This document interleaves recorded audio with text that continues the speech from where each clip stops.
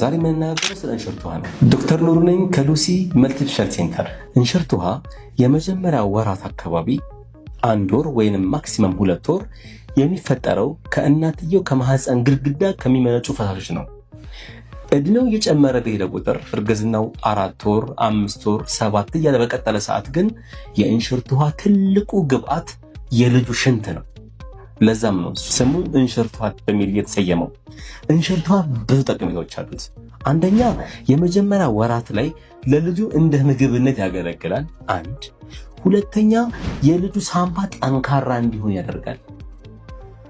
3ኛ የልጁ ጡንቻና አጥንት እድሜውን ያማከለ እንዲሆን ያደርጋል።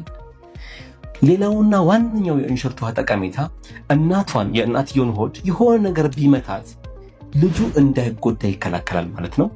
ሌላው የሙቀት የተመጣጠነ ውጪው ሙቀት ቀዝቃዛ ቢሆን ወይንም ደግሞ ሞቃት ቢሆን ማህፀን ውስጥ ያለው ወይንም እንሽርት ውሃ ውስጥ ያለው ልጁ ጋር ያለው ሙቀት የተመጣጠነ እንዲሆን ያደርጋል።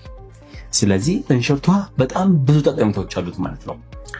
ለዚህም ነው አንድ ነፍሰ ጡር 7 ወር ሳይሞላት እንሽርት ውሃ ከፈሰሰ ጽንሱ መቋረጥ አለበት ተብሎ የሚታሰበው እንሽርት ውሃ ለሳምባ እድገት ትልቅና አይነተኛ የሆነ ምክንያታዊ ስለሆነ ነው ማለት ነው። ይህ ማለት ግን እንሽርት ውሃ ኖርማል መጠን አለው። ኖርማል መጠኑ እንደየእድሜው ይወሰናል።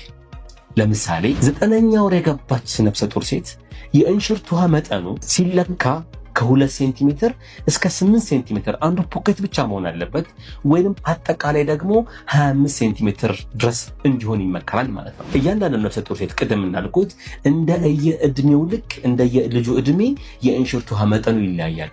እንሽርት ውሃ መጠን በጣም ሲያንስም በጣም ሲበዛም ችግሮች ይኖራሉ ማለት ነው። ቅድም እንዳልነው በጣም ካነሰ ያንን ቅድም የገለጽናቸው ጠቀሜታዎችን አናገኝም ማለት ነው። በጣም የሚበዛ ከሆነ ግን ብዙ ችግሮች ያመጣል። እናትየው ዲስኮምፎርት ይፈጥራል። የእንግዴ ልጅ ሊላቀቅ ይችላል። እንዲሁም የልጁን የልብ ምትና እንቅስቃሴ ለመከታተል በጣም አስቸጋሪ ሊሆን ይችላል። እንዲሁም ብዙ ጊዜ እንሽርት ውሃ መብዛት ከአካለ ግድፈት ጋር ሊገናኝ ይችላል።